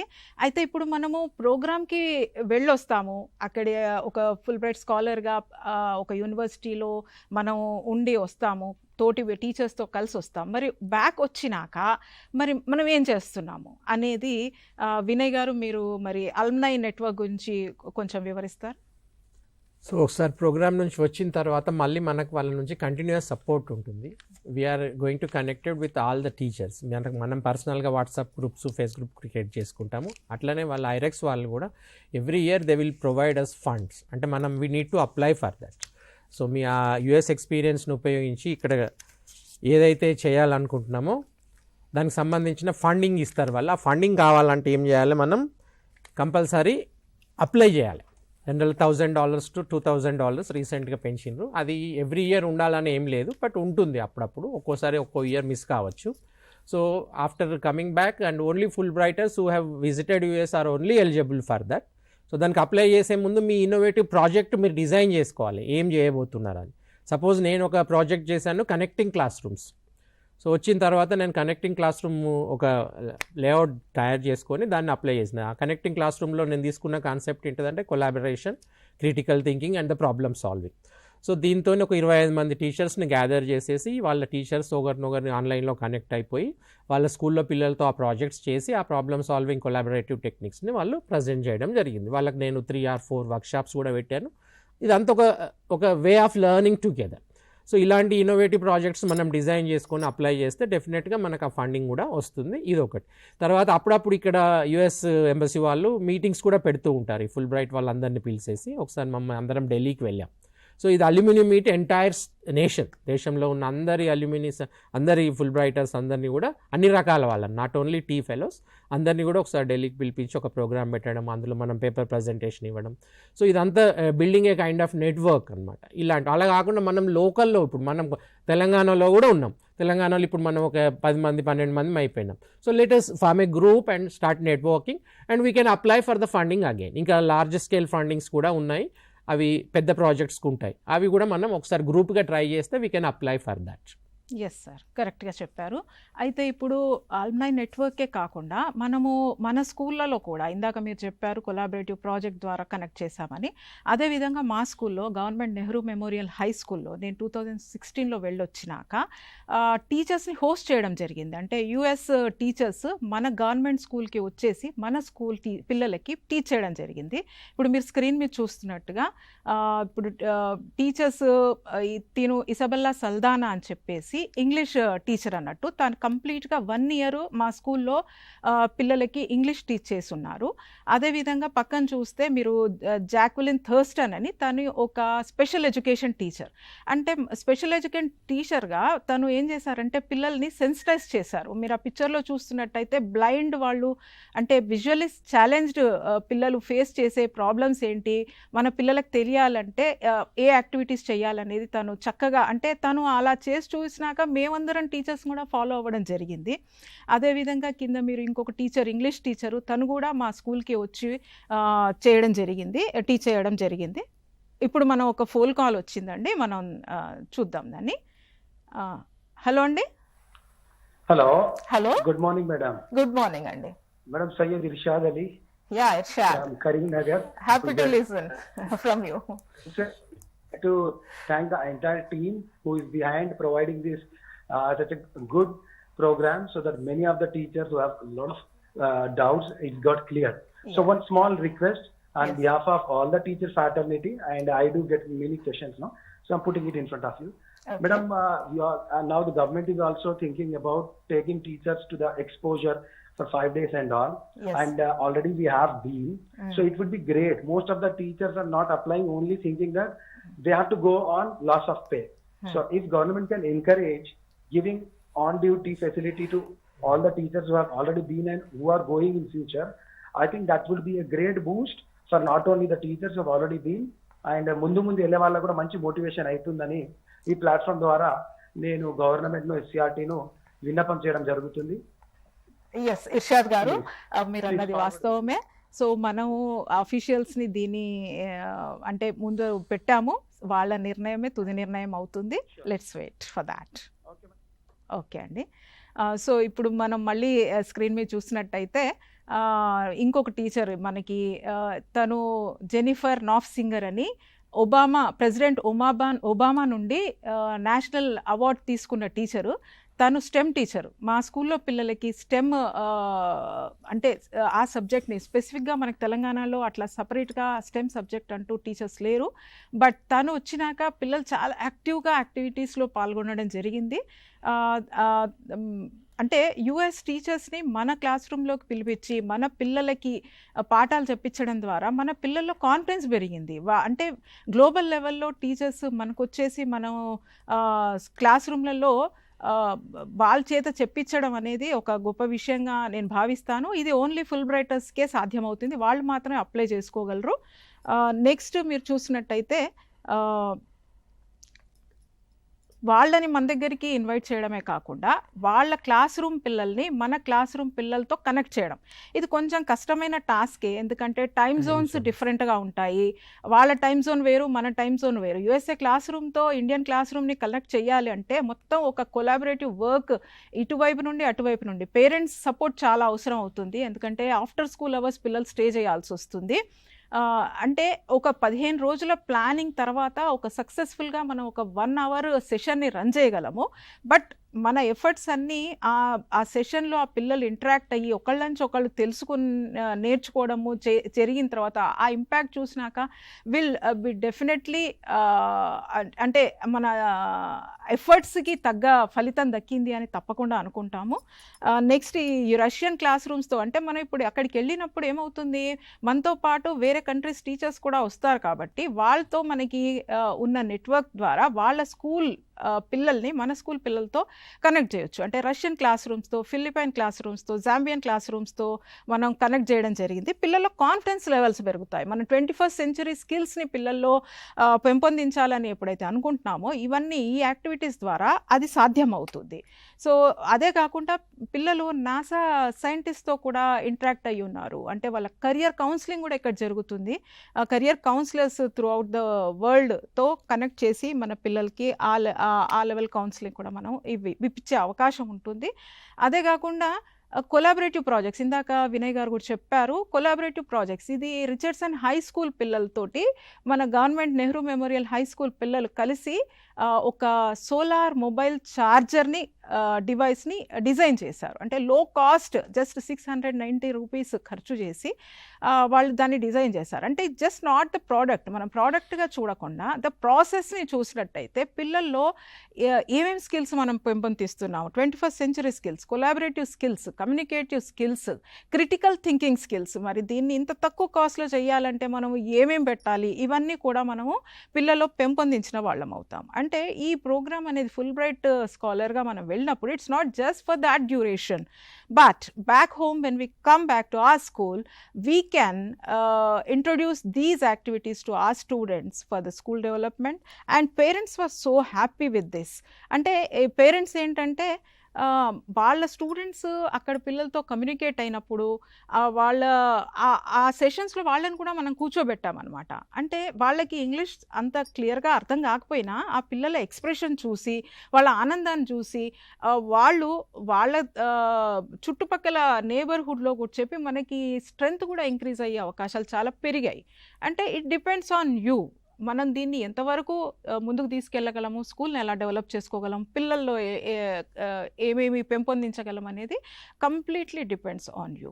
సో ఇప్పుడు ఇప్పటివరకు మనం చర్చించుకున్నది FTEA, Fulbright teaching excellence and achievement programme గురించి. ఇది ఎక్స్క్లూజివ్గా హై స్కూల్ టీచర్స్కి. ఇప్పుడు మనకు ఒక ఫోన్ కాల్ వచ్చిందండి, let us take that.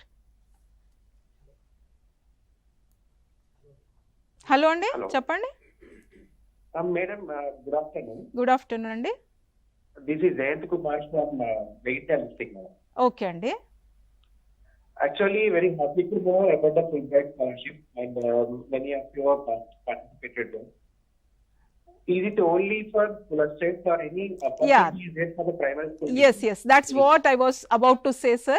Ippadi varaku we were discussing about the program which is exclusively for high school teachers. Now what we are going to discuss is about Fulbright DAI, FDAI ane program gurinchi manam ippudu discuss cheyabothunnamu. That is for primary school teachers, and even school principals also can participate in that. So దాని గురించి నేను ఇప్పుడు discuss చేయమని పద్మ గారిని invite చేస్తాను. Padma garu, what are the differences you see between FTEA and FDAI? So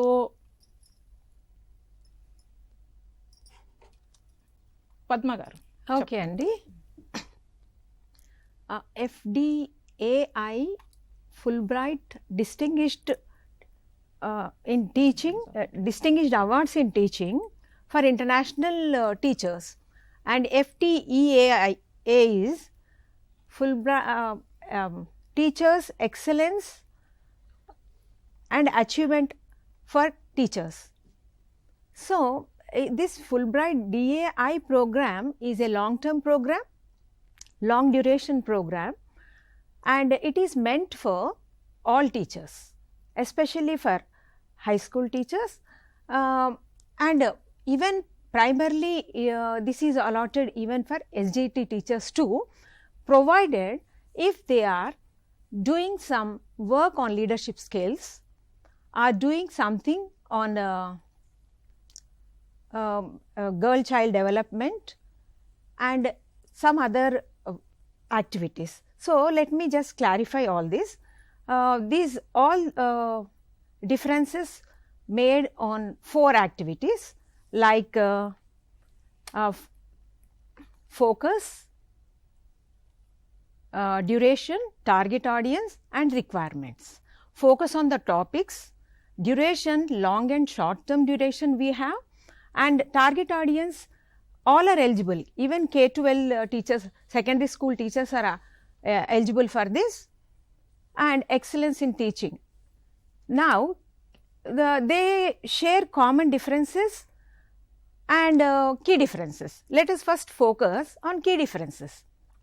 Here all the teachers who focused on leadership skills in the school level or at the community level, and those are who depends on the like curriculum, focus on school curriculum, and even for the school administrators and student counselors, and even girl child development officers are considered for all this. So basically all these are nothing but if you are doing something for your school, for your students, for within the community, you need to focus on.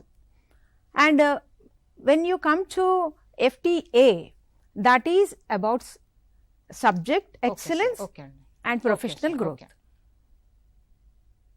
Yes Padma garu, మీరు చక్కగా ఈ differences చెప్పారు. అయితే బేసిక్గా duration FTA is a 6 weeks program. It's exclusively for high school teachers, and FDAI is a 4.5 semester long program where primary school teachers can apply and even the school principals can apply.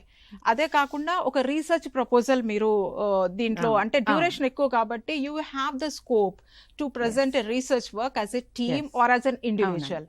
Thank you for sharing. Now I request Niharika to just tell me about whether these programs are exclusively for English teachers. ఎందుకు అంటే TOEFL రాస్తున్నారు కాబట్టి అంటే అదొక idea ఉంది టీచర్స్లో, these programs are only for English teachers. What do you say about this? This is a very misconception. This is not especially for not only for English school students. All the other subject teachers like maths, science, social teachers can also apply for this. So ఇప్పటివరకు మనం చూసాము చాలా మంది English టీచర్సే వెళ్తూ ఉండే. So first time Padmapriya గారు ఒక maths teacher వెళ్ళారు. సో తనని ఇన్స్పైర్ అయ్యి నేను కూడా, తను 2016లో వెళ్ళింది, నేను 2018లో వెళ్ళాను. అప్పటి నుంచి మేము మ్యాథ్స్ టీచర్స్ని, సోషల్ సైన్స్ టీచర్స్ని అందరినీ కూడా ఎంకరేజ్ చేస్తున్నాం. సో ఈ మిస్కాన్సెప్షన్ అని వెళ్ళాలి. ఇప్పటికి కూడా ఇంకా టీచర్స్ కాల్స్ చేస్తూ ఉంటారు, మేము ఎందుకు ఇంగ్లీష్ టీచర్సే వెళ్తూ ఉంటారు అంటే, మ్యాథ్స్ టీచర్స్ కూడా అండ్ సోషల్ సైన్స్ టీచర్స్ కూడా ఇంగ్లీష్ మాట్లాడుతూ ఉంటారు. కానీ వాళ్ళకి ఏంటంటే క్లాస్ రూమ్ ఎక్స్పీరియన్స్ ఎక్కువ బైలింగ్వల్ ఉంటుంది కాబట్టి ఈ టీచర్స్ ఎక్కువ వెళ్తారు అనే ఒక కాన్సెప్ట్తో ఉన్నారు. సో ఇది వెళ్ళాలి, all science teachers, social teachers, maths teachers అందరూ కూడా అప్లై చేయవచ్చు. ఇదివరకు ఓన్లీ 2020 కంటే ముందు ఓన్లీ హై స్కూల్ టీచర్స్కే అప్లికబుల్ ఉండేది. ఇప్పుడు మాత్రం ప్రైమరీ టీచర్స్కి, ప్రిన్సిపల్స్కి, అదర్ డిపార్ట్మెంట్ అంటే ఇప్పుడు ఎయిడెడ్ స్కూల్ టీచర్స్ కూడా అవకాశం ఇస్తున్నారు. సో ఆల్ టీచర్స్ కూడా అప్లై చేయండి. ఏదన్నా ఉంటే మేము చాలామంది ఉన్నాము, మాతో మీరు కొలాబరేట్ అయ్యి ఒక గ్రూప్ ఉంది, వాట్సాప్ గ్రూప్, మీరు అందరూ మాతో మాట్లాడవచ్చు అందులో. So please come forward and apply for this programme. Yes, that's a great thing. All the teachers are eligible to apply. So do apply. You have a lot of time. March 6 is the deadline. So you start today itself. That's our suggestion. అయితే నిహారిక, మీరు వెళ్ళినప్పుడు Arizona యూనివర్సిటీకి వెళ్ళి ఉన్నారు, right? Arizona యూనివర్సిటీలో మీరు అక్కడ ఒక DAI పార్టిసిపెంట్గా వెళ్ళినప్పుడు what are the challenges you faced? ఎందుకంటే ఇప్పటి వరకు మనం positive side of the programme చూసాము, అశోక్ గారు కొన్ని చెప్తున్నారు. మీ వైపు నుండి మీరు ఏమనుకుంటారు? What are the challenges as a teacher you face during the programme? 2018లో వెళ్ళినప్పుడు మేము ఒక international leadership in education programme అనేవాళ్ళు.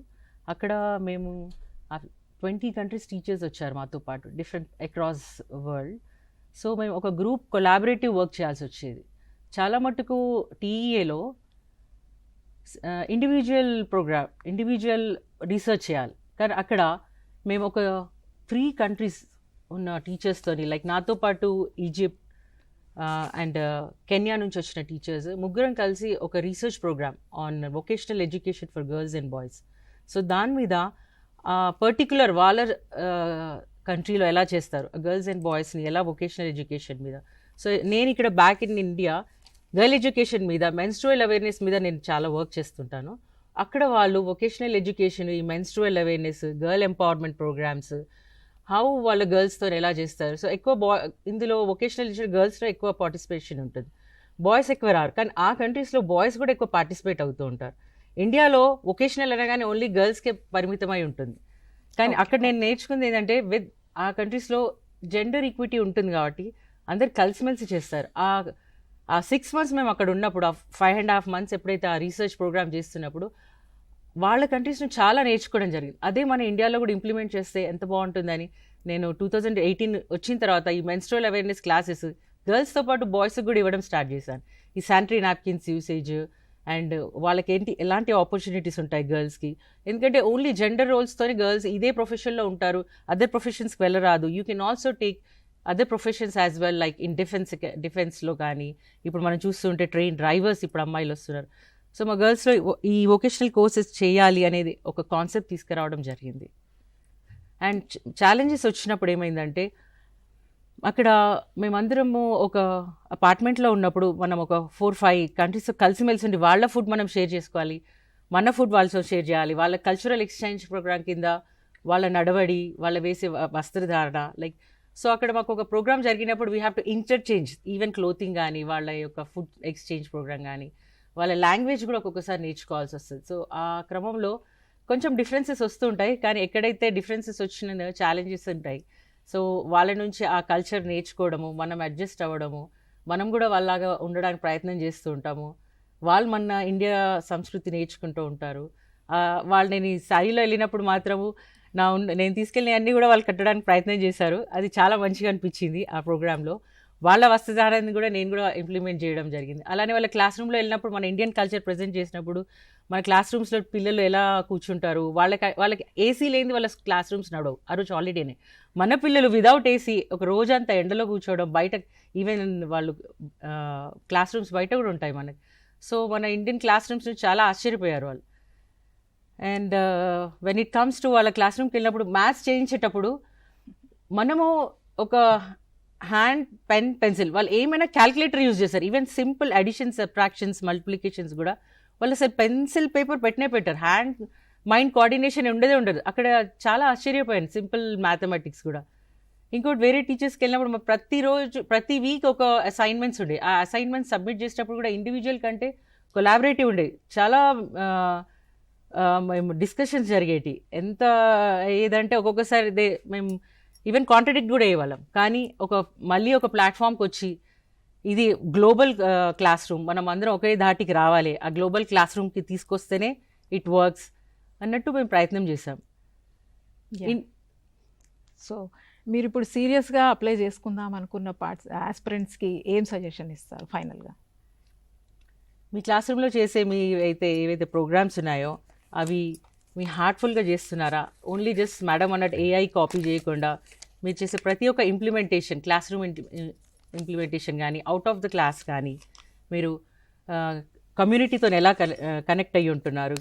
నేను ఎస్పెషల్లీ మెన్స్ట్రుపీడియా అనే ఒక బుక్ ద్వారా పిల్లలకి ఎట్లయితే మెన్స్ట్రువల్ అవేర్నెస్ చేస్తున్నానో అలా మీరు కొంచెం ప్రాక్టికల్ ఓరియంటేషన్ ఉంటే బాగుంటుంది, నాట్ ఓన్లీ లైక్ థియరిటికల్ కాకుండా. Thank you so much.